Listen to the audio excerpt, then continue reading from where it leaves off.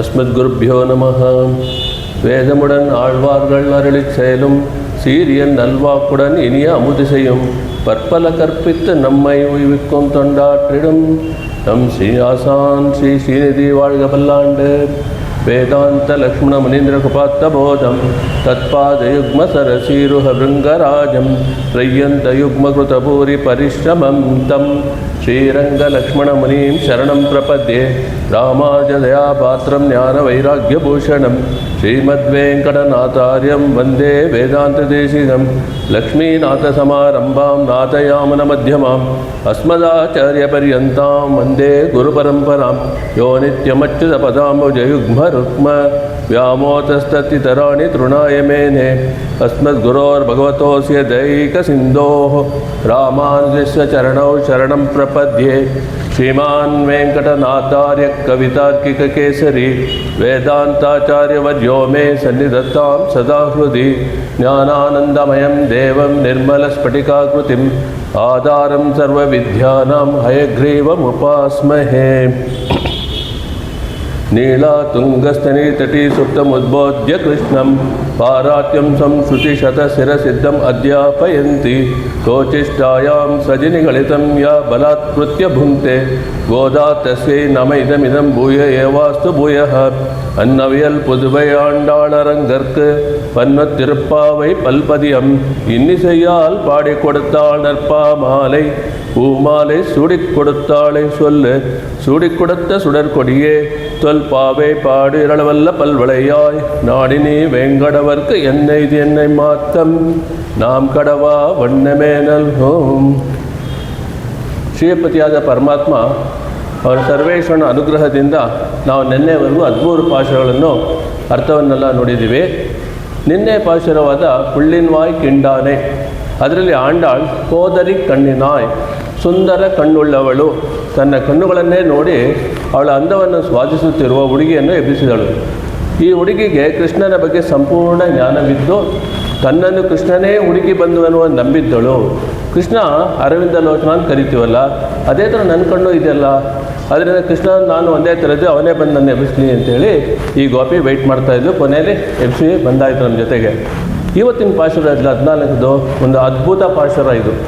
ಆಂಡಾಳ್ ಎಲ್ಲ ಗೋಪಿಗಳ ಜೊತೆ ಭಗವಂತನ ಅನುಭವದಲ್ಲಿ ಮುಳುಗಬೇಕು ಅಂದರೆ ದಿನಕ್ಕೊಂದು ಸಖಿ, ಆ ಲೆಕ್ಕದಲ್ಲಿ 6ನೇ ಪಾಶುರದಿಂದ 15ನೇ ಪಾಶುರವರೆಗೂ 10 ಸಖಿಗಳನ್ನು ಎಬ್ಬಿಸ್ತಾ ಇದ್ದಾರೆ. ಅದರಲ್ಲಿ ಇವತ್ತು 9ನೇವಳು 14ನೇ ಪಾಶುರ.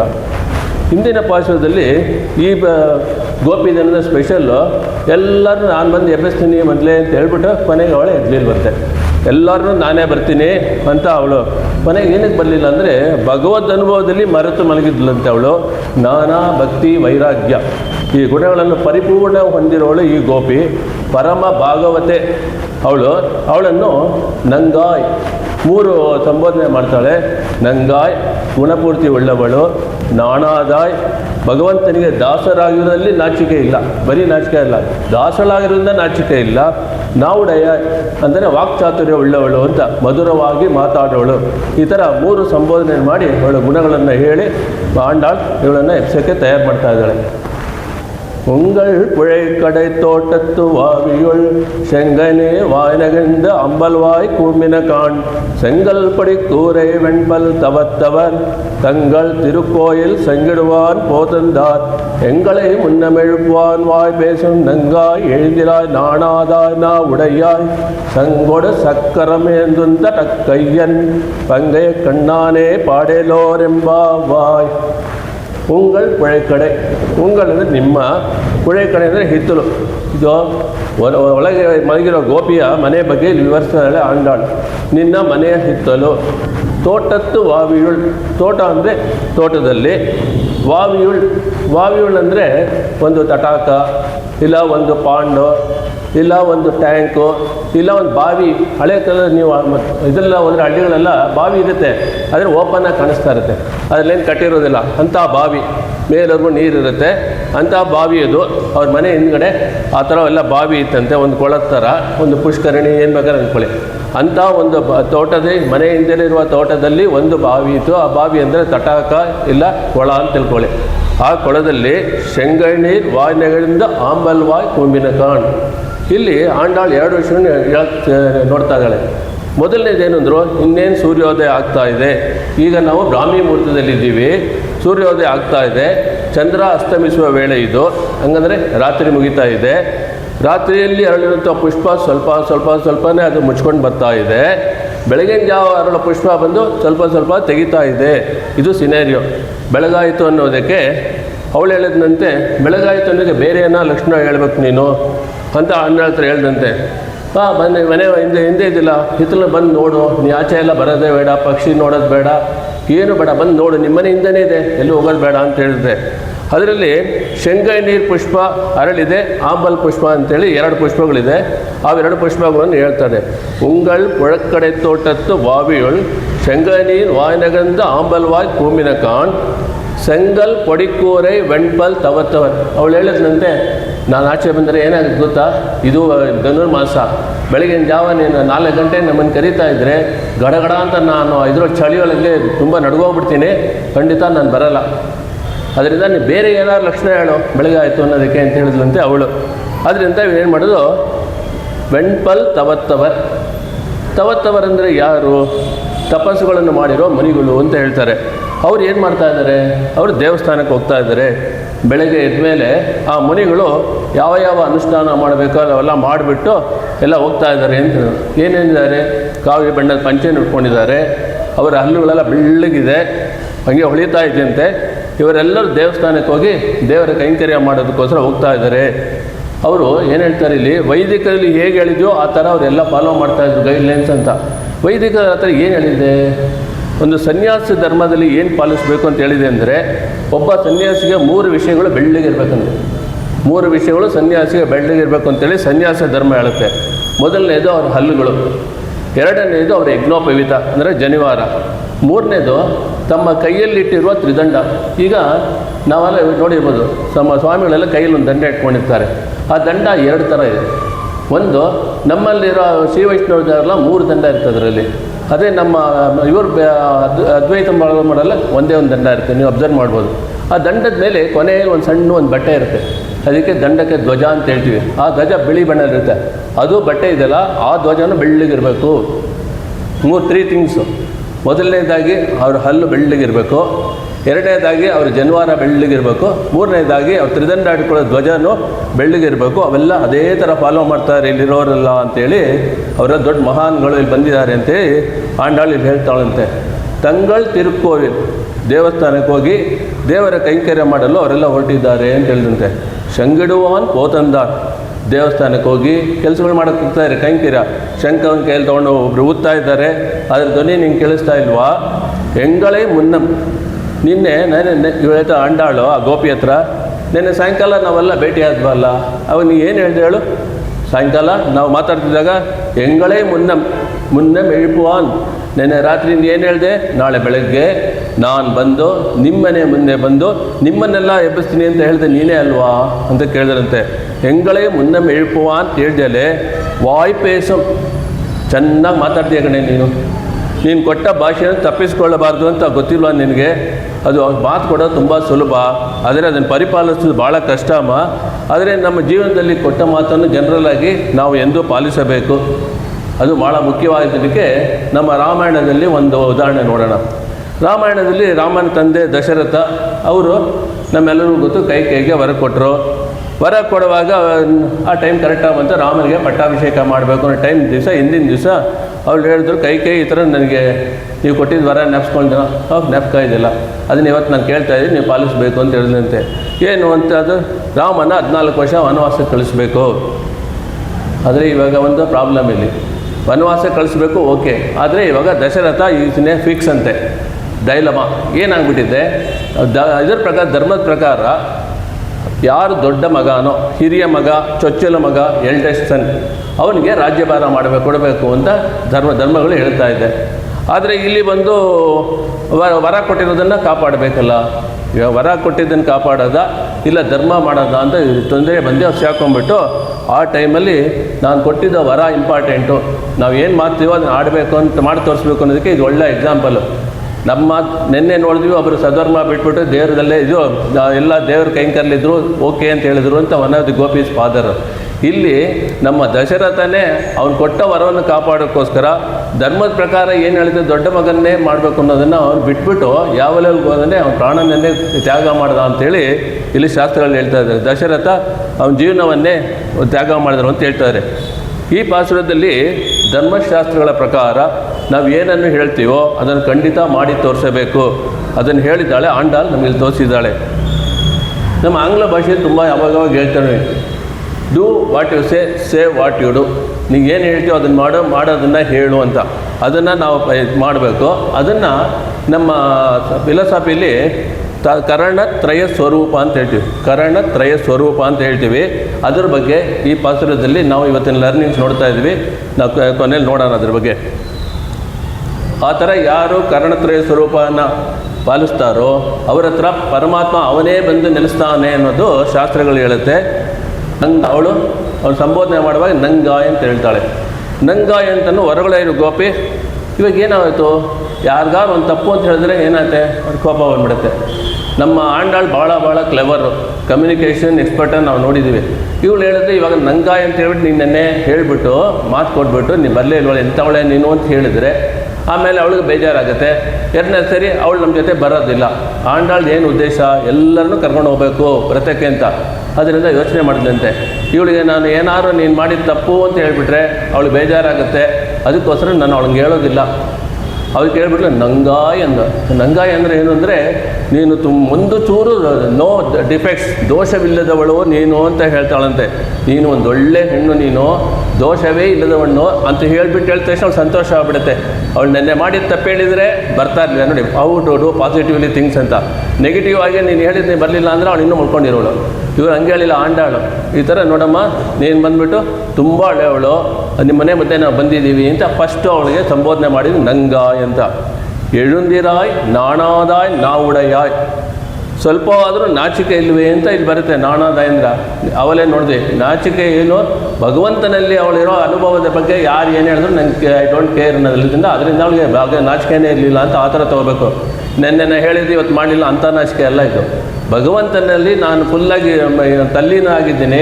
ಅದರಿಂದ ಯಾರು ಏನಾರು ನೆನೆಸ್ಕೊಳ್ಳಿ, ಇವತ್ತು ಲೇಟಾಗಿ ಬಂತು ನಾವು ಹೋಗಲಿಲ್ಲ ಅವ್ರಿಗೆ ಹೇಳಿದ್ದೆ, ಅದೆಲ್ಲ ಯಾರು ಏನಾರು ಹೇಳಿ I don't have any problem because I am close with god. ಅವಳ ಬಗ್ಗೆನೇ ದೇವ್ರ ಬಗ್ಗೆನೇ ನಾನು ಅನುಭವಿಸ್ತಾ ಇದ್ದೀನಿ ಅಂತ ಹೇಳಿ ಅವಳು ಇಲ್ಲಿ ನಾಣಾದಾಯ ಸುಮ್ಮನೆ ಹೇಳಿದ್ರೆ ನಾಚಿಕೆ ಇಲ್ಲದವಳೆ ಅಂತೆ. ಆದರೆ ಅವಳು ಈ ಥರ ನಾವು ಇಂಟರ್ಪ್ರೇಟ್ ಮಾಡಬೇಕು ಅದನ್ನು. ನಾವುಡೆಯಾಯ್, ನಾವುಡೆಯ ಅಂದರೆ ವಾಕ್ಚಾತುರ್ಯ ಉಳ್ಳವರು ಅಂತ, one who speaks very well ಅಂತ. ಅವಳು ತುಂಬ ದೋಷವಿಲ್ಲದವಳು, ಯಾವುದರಲ್ಲೂ ನಾಚಿಕೆ ಇಲ್ಲ ದೇವ್ರ ಬಗ್ಗೆ ಬಂದಾಗ, ಮತ್ತು ವಾಕ್ಚಾತುರ್ಯ ಉಳ್ಳವಳು ಅಂತೇಳಿ 3 ಥರ ಸಂಬೋಧನೆ ಮಾಡಿದ್ರು. ಆಮೇಲೆ ಹೇಳಿದಂತೆ ಸಂಗೊಡು ಸಕ್ಕರಂ ಏಂದುಂತ ಡಕ್ಕಯ್ಯನ್. ಹಾಗಾದ್ರೆ ಏನು ಅಂದರೆ ಅಂಥ ಒಂದು ದೊಡ್ಡ ಮಹಾನ್ ಬಗ್ಗೆ ನಾವು ಹಾಡಲಿದ್ದೇವೆ ಅಂತ ಹೇಳಿದಂತೆ ಆಂಡಾಳ್.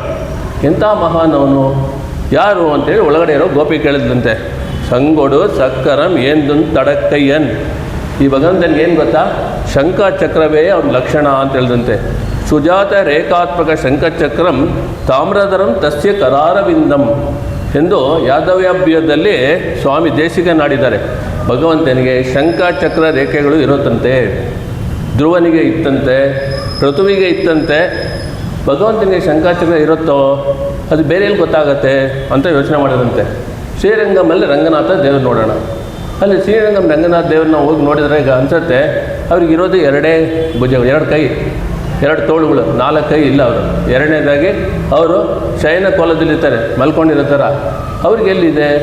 ಆದರೆ ನಮ್ಮ ಆಳ್ವಾರು ಅಮಲನಾದಿ ಪಿರಾನ್ನಲ್ಲಿ ಅವ್ರು ಹೇಳ್ತಾರೆ, ರಂಗನಾಥನ ಹಸ್ತದಲ್ಲಿ ಕೈಯಿನ್ ಆರ್ಸುರಿ ಸಂಗ್ ಅನಲ್ ಆಳ್ಯರ್ ನೀಳ್ ವರೈಪೋರ್ ಮೆಯ್ಯನಾರ್ ಅಂತ ಅಮಲನಾದಿ ಪಿರಾನ್ನಲ್ಲಿ ಆಳ್ವಾರು ಹೇಳಿದ್ದಾರೆ. ತಿರುಪಾಣ ಆಳ್ವಾರು ಹೇಳಿದಾರಲ್ಲ, ಅದಕ್ಕೆ ಸ್ವಾಮಿ ವೇದಾಂತ ದೇಶಿಕರು ಯೋಚನೆ ಮಾಡಿದಂತೆ ಅಮರನಾದಿ ಪಿರಾನ್ನಲ್ಲಿ ಹೀಗೆ ಆ ಥರ ಆಳ್ವಾರು ಹೇಳಿದ್ದಾರಲ್ಲ, ಇದು ಹೆಂಗೆ ಜಸ್ಟಿಫೈ ಮಾಡೋದು ಅಂತೇಳಿ. ಇದಕ್ಕೇನೋ ಇರಬೇಕು. ಯಾಕಂದರೆ ಅವ್ರು ಫುಲ್ಲಾಗಿ ದೇವ್ರವ್ರು ತೋರಿಸಿದ್ದಾರೆ. ಪಾದದಿಂದ ಕೇಶದವರೆಗೂ ಒಂದೊಂದು ಪಾರ್ಟು ತೋರಿಸಿ ಆಮೇಲೆ ಬರೆದಿರೋದು ಅಮರನಾದಿ ಪಿರಾನು. ಅದಕ್ಕೆ ಯೋಚನೆ ಮಾಡ್ತಾ ಇರುವಾಗ ಸ್ವಾಮಿ ದೇಶಿಕನ್ ಹೇಳ್ತಾರಂತೆ, ಅವರು ಬಂದು ಮುನಿವಾಗನ ಭೋಗಂ ಅಂತ ಬರೆದಿದ್ದಾರೆ. ಅದರಲ್ಲಿ ಹೇಳ್ತಾರಂತೆ ಈ ಥರ ಭಗವನಿಗೆ ಶಂಕುಚಕ್ರ ಇಲ್ಲ ಅಂತ ಅವ್ರು ಇಲ್ಲ. ಆ ರಂಗನಾಥನ ಹಸ್ತಗಳಲ್ಲಿ 2 ಕೈಲಿದೆಯಲ್ಲ, ಆ ಹಸ್ತಗಳನ್ನು ನೋಡಿ, ಆ 2 ಕೈಗಳಲ್ಲಿ ಶಂಖಚಕ್ರ ರೇಖೆಗಳನ್ನು ಇದೆ. ಅದರಿಂದ ಶಂಖಚಕ್ರ ಅವ್ರ ಕೈಲಿ ಇದೆ ಅಂತೇಳಿ ಶಂಖ ಚಕ್ರ ಎಲ್ಲ ದೇವರು ನಾವು ನೋಡಿದ್ದೀವಿ, 4 ಇದುಗಳಿಲ್ಲ, ಎಲ್ಲ ದೇವ್ರಿಗೂ ಅದೇ ಇವ್ರಿಗೆ ಮೇಯ್ನು ಇದು ಐಡೆಂಟಿಫಿಕೇಷನ್ ನಾವು ಮಾತಾಡ್ತಾ ಇರೋರ್ಗೆ ಅಂತ ಹೇಳಿದ್ರಂತೆ. ಇದನ್ನು ಅದೇ ಕೃಷ್ಣಾವತಾರದಲ್ಲಿ ಇದು ಹೆಂಗಾಯಿತು, ಕೃಷ್ಣ ಜನನ ಆದಾಗ ಏನಾಯಿತು ಅಂತ ಹೇಳಿದ್ರೆ ಒಂದು ಶ್ಲೋಕ ಇದೆ. ತಮ್ ಅದ್ಭುತಂ ಬಾಲಕಂ ಅಂಬುಜೇಕ್ಷಣಂ ಚತುರ್ಭುಜಂ ಶಂಖ ಗದಾಯುಧ ಆಯುಧಂ. ಇದರಲ್ಲಿ ಏನು ಹೇಳುತ್ತಂದರೆ 4 ಕೈಗಳನ್ನು ಧರಿಸಿಕೊಂಡು ಆಯುಧಗಳನ್ನು ಧರಿಸಿಕೊಂಡು ಭಗವಂತ ಅವತರಿಸಿದ್ದ. ಆದ್ದರಿಂದ ಶಂಗೊಡು ಸಕ್ಕರ ಮೆಂತುಡ್ಡಕ್ಕೇನು ನಮ್ಮ ಕೃಷ್ಣನೇ ಮಾಡಿ ತೋರಿಸಿದ್ದಾನೆ ಅಂಥೇಳಿ ಅಲ್ಲಿ ಹೇಳ್ತಾಳಂತೆ. ಈಗ ಶಂಖ ಚಕ್ರ ಇವೆರಡು ಭಗವಂತನ ಆಯುಧಗಳು, ಎರಡಕ್ಕೂ ಅಷ್ಟೇ ಹಿರಿಮೆ ಇದೆ. ಆ ಎರಡರೂ ಒಂದು ಸ್ವಲ್ಪ ಹಿರಿಮೆ ಏನು, ಶಂಖಕ್ಕೆ ಏನು ಹಿರಿಮೆ ಇದೆ, ಚಕ್ರಕ್ಕೆ ಏನು ಹಿರಿಮೆ ಅಂತ ಇವಾಗ ನೋಡೋಣ. ಶಂಖಕ್ಕೆ ಭಾಳ ಹಿರಿಮೆ ಉಂಟು. ಅದಕ್ಕೇ ನಮ್ಮ ಆಂಡಾಳು 2 ಬರೆದಿದ್ದಾರೆ ಅಂತ ಹೇಳಿದ್ವಿ ಗ್ರಂಥ. ಒಂದು ತಿರುಪಾವೆ ನಾವು ನೋಡ್ತಾ ಇದ್ದೀವಿ 30 ದಿವಸ. ಅದು ಬಿಟ್ಟು ನಾಚ್ಯಾರ್ ತಿರುಮಳಿ ಅಂತ ಇನ್ನೊಂದು ಬರೆದಿದ್ದಾಳೆ. ಅದರಲ್ಲಿ ಒಂದು ದಶಕ ಕರ್ಪೂರಂ ನಾರುಮೋ ಕಮಲಪೂ ನಾರುಮೋ ಅಂತೇಳಿ 10 ಪಾಶುರಗಳಲ್ಲಿ ಈ ಶಂಖದ ಮಹಿಮೆಯನ್ನೇ ಅವಳು ಕೊಂಡಾಡಿದ್ದಾಳೆ. ಇವಾಗ ಸಮುದ್ರ ಮಂಥನ ಆಯಿತು. ಆ ಸಮಯದಲ್ಲಿ 16 ಪದಾರ್ಥಗಳು ಬಂತಂತೆ. 16 ಪದಾರ್ಥಗಳಲ್ಲಿ ಒಂದು ನಮ್ಮ ಮಹಾಲಕ್ಷ್ಮಿ ಒಂದು, ಅದೇ ಟೈಮಲ್ಲಿ ಶಂಖನೂ ಜೊತೆಗೆ ಬಂತಂತೆ. ಅದರಿಂದ ಏನು ಹೇಳ್ತಾರೆ, ಶಂಖ ಮಹಾಲಕ್ಷ್ಮಿ ಜೊತೆಗೆ ಬಂದಿದ್ದರಿಂದ ಶಂಖವು ಒಂದು ದೇವಿ ಅಂತೇಳಿ ಪೂರ್ವಾಚಾರ್ಯರು ಇಲ್ಲಿ ಹೇಳಿದ್ದಾರೆ. ಅದೇ ಥರ ಪಂಚೇಂದ್ರಿಯಗಳಿದೆ ನಮಗೆ, ಅದನ್ನೆಲ್ಲ ನಾವು ನಿಯಂತ್ರಣ ಮಾಡಬೇಕು ಅಂದರೆ ಶಂಖ ಹೆಲ್ಪ್ ಆಗುತ್ತೆ. ಅದಕ್ಕೇ ಶಂಖದ ಹೆಸರೇ ಪಾಂಚಜನ್ಯ ಅಂತಾಗಿದೆ. ಪಾಂಚಜನ್ಯ ಶಂಖ ಅಂತ ಹೇಳ್ತೀವಲ್ಲ, ಕೃಷ್ಣ ಇಟ್ಕೊಳ್ಳೋದು ಅದು ಪಂಚೇಂದ್ರಿಯಗಳನ್ನು ಕಂಟ್ರೋಲ್ ಮಾಡೋಕ್ಕೆ ಹೆಲ್ಪ್ ಮಾಡೋದ್ರಿಂದ ಪಾಂಚೇಂದ್ರಿಯಿಂದ ಪಾಂಚಜನ್ಯ ಶಂಖ ಅಂತ ಹೇಳ್ತೀವಿ ಅಂತ ಹೇಳ್ತಾರೆ. ಈ ಶಂಖದಿಂದ ಬರೋ ನಾದ ಯಾವ ಥರ ಇರುತ್ತೆ ಅಂದರೆ ಅದು ಪ್ರಣವದ ನಾದವಿರುತ್ತೆ. ಓಂ ಅಂತ ಬರುತ್ತಲ್ಲ, ಪ್ರಣವದ ನಾದ ಇರುತ್ತೆ. ಅದಕ್ಕೆ ಏನಪ್ಪ ಸ್ಪೆಷಲ್ಲು ಅಂದರೆ ಪ್ರಣವದ ನಾದ ನಾವು ಇದರಲ್ಲೇ ನೋಡಿದ್ದೀವಿ. ಮಹಾಭಾರತ ವಾರದಲ್ಲಿ ಶಂಖ ಊದಿದ ಮೇಲೆ ಶುರು ಆಯಿತು. ಆ ಶಂಖ ಊದಿದ ತಕ್ಷಣ ಏನಾಗುತ್ತೆ ಅಂದರೆ ಈ ಶತ್ರುಗಳೆಲ್ಲ ಹಂಗೆ ಭಯ ಬಂದು ನಡುಗ್ತಾರಂತೆ. ಅದೇ ಯಾರು ಭಗವಂತನ ಭಕ್ತರಿದ್ದಾರೋ ಅವ್ರಿಗೆಲ್ಲ ಆಶ್ರಯದ ಒಂದೇ ಐಟಮು ಇಬ್ಬರಿಗೂ ಹೆಂಗೆ ಮಾಡುತ್ತೆ, ಪಾಸಿಟಿವ್ ನೆಗೆಟಿವ್ ಥರ. ಆ ಶಂಖನಾದ ಆ ವೈರಿಗಳಿಗೆಲ್ಲ ನಡುಕ ತರುತ್ತೆ. ಅದೇ ಶಂಖನಾದ ಆಶ್ರಿತರಿಗೆಲ್ಲ ಒಂದು ಒಳ್ಳೆ ಕಂಫರ್ಟ್ ಕೊಡುತ್ತಂತೆ. ಆ ಥರ ಈ ಶಂಖನಾದ, ಈ ಥರ ಎಷ್ಟೋ ಶಂಖನಾದರ ಬಗ್ಗೆ ಇದೆ. ಇಷ್ಟು ನಾವು ಇವತ್ತು ನೋಡೋಣ ಅಂತ ನೋಡಿದ್ವಿ. ಈ ಥರ ಭಗವಂತ ತನ್ನ ಭಕ್ತರಿಗೆ ಒಂದು ಆಶ್ರಯ ನೀಡ್ತಾನೆ. ಭಗವಂತನ ಎಡಗೈಯಲ್ಲಿ ಶಂಖವನ್ನು ಹಿಡಿದಿದ್ದಾನೆ. ಈಗ ಭಗವಂತನ ಬಲಗೈಯಲ್ಲಿರೋದು ಚಕ್ರ. ಆ ಚಕ್ರವನ್ನು ಭಗವಂತನ ಒಂದು ಆಯುಧ ಅಂತೂ ಅಷ್ಟಕ್ಕೆ ತಿಳಿಸಿದೆ. ಚಕ್ರ ಅನ್ನಿದ್ರೆ ನಾವು ನಮ್ಮ ಇದರಲ್ಲಿ ಪರಂಪರೆಯಲ್ಲಿ ಚಕ್ರತ್ ಆಳ್ವಾರ್, ಸುದರ್ಶನ ಆಳ್ವಾರ್ ಅಂತೇಳಿ ಚಕ್ರತನ್ನು ಬರೀ ಚಕ್ರ ಅಂತೇಳಿ ಆಳ್ವಾರ್ ಅಂತ ಒಂದು ಒಳ್ಳೆ ಮಿರಿಮೆಯಿಂದ ಕರಿತೀವಿ. ಅದನ್ನು ಚಕ್ರ ರೂಪಸ್ಯ ಚಕ್ರಿಯನ ಸುದರ್ಶನ ಆಳ್ವಾರ್ ಇದಲ್ಲ, ಅವ್ರಿಗೆ ನೋಡಿರ್ಬೋದು ಚಕ್ರ ಇರುತ್ತೆ. ಅದರಲ್ಲಿ 16 ಸ್ಮಾಲ್ ಇರುತ್ತೆ. 16 ಆಯುಧಗಳನ್ನು ಹೊಂದಿರುವರು ಸುದರ್ಶನ ಆಳ್ವಾರ್, ಅದರ ಚಕ್ರ. ಅದರಿಂದ ಅವ್ರ ಹತ್ರ 16 ಆಯುಧಗಳನ್ನು ಬೇಕಾದ ಟೈಮಲ್ಲಿ ಅದನ್ನು ಯೂಸ್ ಮಾಡ್ತಾರೆ ಅಂತೇಳಿ ಇಲ್ಲಿ ಹೇಳ್ತಾರೆ. ಆ ಚಕ್ರ ನಾವೆಲ್ಲ ಅಂದ್ಕೊಂಡಿದ್ದೀವಿ ಭಕ್ತರನ್ನು ಮಾತ್ರ ಕಾಪಾಡುತ್ತೆ ಅಂತ. ಹಂಗಿಲ್ವಂತ, ಆ ಚಕ್ರನೇ ಭಗವಂತನನ್ನು ಕಾಪಾಡುತ್ತೆ ಅಂತೇಳಿ ಉಲ್ಲೇಖ ಇದೆ ಇಲ್ಲಿ. ಇದು ನಾವು ಗಜೇಂದ್ರನ ರಕ್ಷಿಸಿದ್ದು ನಮ್ಮ ಚಕ್ರನೇ. ಆದಿಮೂಲಮೇನು ಕರೆದ ತಕ್ಷಣ ಚಕ್ರನ ತೊಗೊಂಡು ಆ ಮೊಸಳೆಯನ್ನು ಸಂಹಾರ ಮಾಡಿದ ಇದೇ ಚಕ್ರನೇ. ಅದೇ ಥರ ಮಹಾಭಾರತ ಯುದ್ಧ ಸಮಯದಲ್ಲಿ ಏನಾಯಿತು, ಜಯದ್ರಥನ ಕೊಲ್ಲೋದಿಗೆ ಕಷ್ಟ ಆಗ್ತಾಯಿತ್ತು. ಅವಾಗ ಏನು ಮಾಡಿದ್ರು, ಕೃಷ್ಣ ಒಂದು ಸ್ಟ್ರಾಟಜಿಯಿಂದ ಐಡಿಯಾ ಮಾಡಿದ್ರು. ಏನು ಮಾಡಿದ್ರು, ಸೂರ್ಯ ಅದು ಅಸ್ತಮನ ಆಗಿಬಿಟ್ರೆ ವಾಲ್ ನಿಲ್ಲಿಸಬೇಕು ಅಂತಿದೆಯಲ್ಲ, ಅದರಿಂದ ಅಸ್ತಮನ ಮಾಡಬೇಕಲ್ಲ ಅಂತ ಸೂರ್ಯನ ಕವರ್ ಮಾಡಬೇಕು ಅಂತ ಯೋಚನೆ ಮಾಡಿದ್ರಂತೆ. ಆ ಟೈಮಲ್ಲಿ ಯೂಸ್ ಮಾಡಿದ್ದು ಈ ಚಕ್ರನೇ. ಈ ಚಕ್ರ ಹೋಗ್ಬಿಟ್ಟು ಆ ಸೂರ್ಯನ ಕವರ್ ಆಗಿದ ತಕ್ಷಣ ಆ ಕೆಲಸ ಮುಗಿದೋಯ್ತು.